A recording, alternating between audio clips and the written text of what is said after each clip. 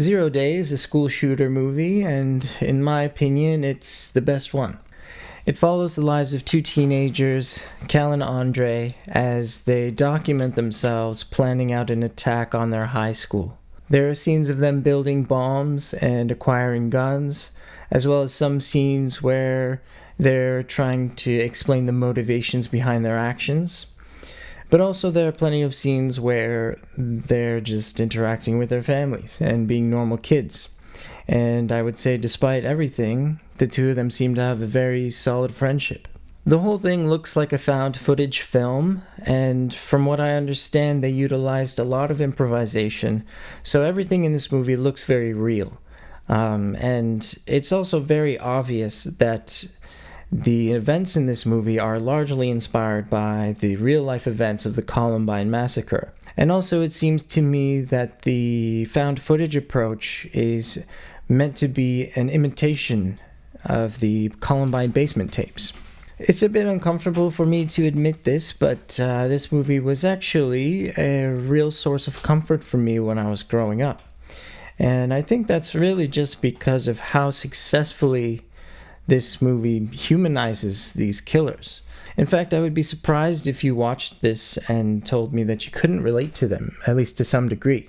I think I first watched this movie when I was 19 or 20 years old. And so it's relevant to the kinds of stuff I was experiencing at that time. I remember feeling pretty alienated and pretty unhappy. And I wasn't a psychopath about it, but, I also felt I was kind of above other people. I definitely had more than the normal amount of angst. And so I think if I happened to, meet a couple kids like Cal and Andre, I could have easily become friends with them. They're also leading these double lives, and I think I find the secrecy of that to be rather exciting, even though it's also a very disturbing secret. But, I think it's exciting in the same way that true crime can be exciting for people. What I really love about this movie is how it displays these human behaviors that are very difficult to understand, but in a very simple way. I don't think it's trying to offer any kind of explanation. It's really just presenting a school shooting as just something that happens in our world.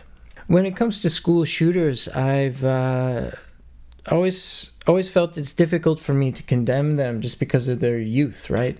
And I don't necessarily think of myself as better than them just because I haven't killed any kids. I think that's a very low bar to be setting for myself.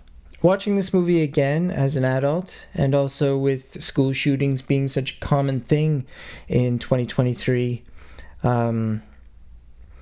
it's not as intoxicating as it once was for me when I was younger.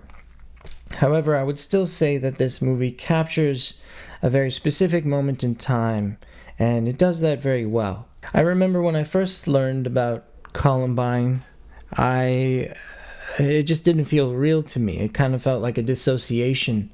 And that's what I see a lot of in this movie. It just kind of feels like a sick dream.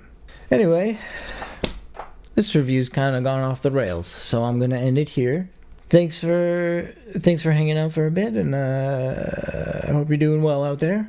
If you'd like to watch Zero Day, I actually found the whole thing uploaded to YouTube, so I'll put a link to that in the description below. However, they did remove one of the more controversial scenes, so maybe you want to look for it elsewhere, but if you're interested, it's there for you.